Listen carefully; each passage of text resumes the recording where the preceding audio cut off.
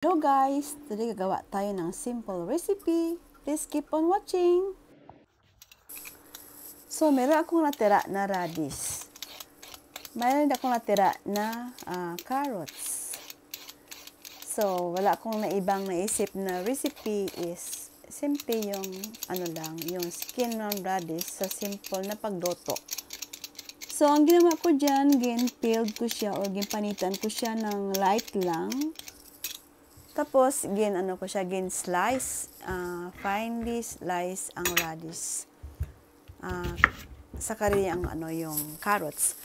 Ang yung radish dito sa Japan is all season naman siya. Pero alam nyo, ang pinakamasarap na radish is during winter. So, bumili ako niya ng isang piraso. So, naluto ko ng iba yan, guys. Nagluto ako dyan ng radish, slice sa malaking slice, tapos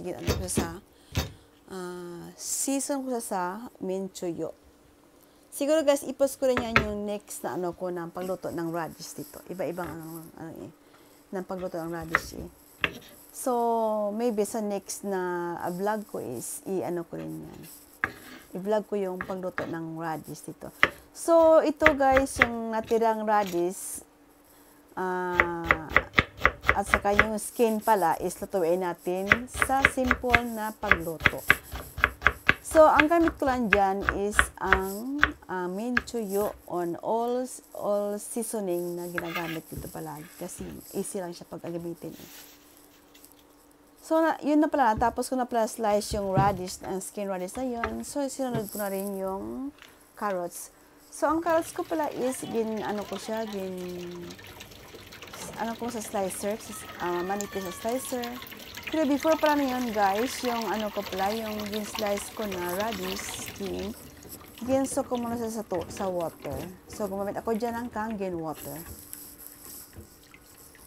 So, yan ang ginso ko, siguro mga 1 minute lang yun. So, after niya, nag-slice ako gumamit pala ako ng slicer ng carrots para madali siya mag-slice. Then, madali rin siyang i-slice din. Finally pala na pag-slice ng carrots. So, yan. Ginagamit ko. So, after niyan, guys, nag-itla ako dyan ng frying pan. Nag-prepare na ako dyan ng oil.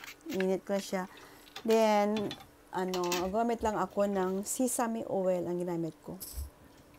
Kasi masarap ang sesame oil pag mag-gisa ng radish. So, yan na siya yung gin-slice natin ngayon na carrots.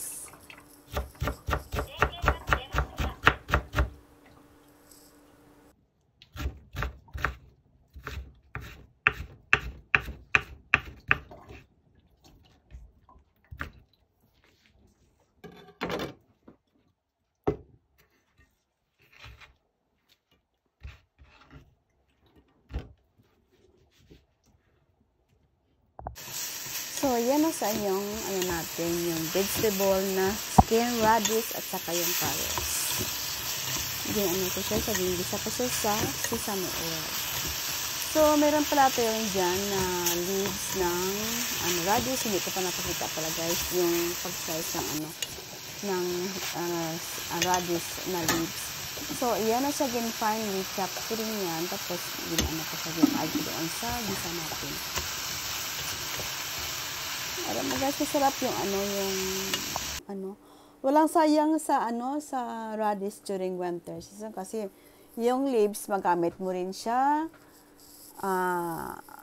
sa pag garnish, ganyan siya, i-garnish mo sa the same rin. Ang leaves ng radish, pwede mo rin siyang magawa ng yung rice, man tawag doon sa atin? Kalo-kalo sa atin guys. Hindi ko sa English ang kalo-kalo na. Tsaha ang tawag sa Japan ito guys, yung yung radish skin radish plant leaves ang gamitin mo. Ang sarap niya sa kalo-kalo. Pang-garnish sa kalo-kalo guys, ang radish leaves yan. So luto na pala yung ginisa natin na skin radish with carrots. So, naglagay din ako dyan ng sesame seeds. Yan siya. Alam niyo, masarap yung ano natin, minuto na ngayon. Masarap yan sa kanin. Paborito ko yan pag during winter. Yan ang lagi kong ginagawa. Pag mayroong ready skin, hindi ko tinatapon, ginagamit ka sa all-time na simple recipe. Pwede din siya guys magamit na kempira. Kempira ang tawag dyan na isang recipe rin ng ano. Thanks for watching and follow for more!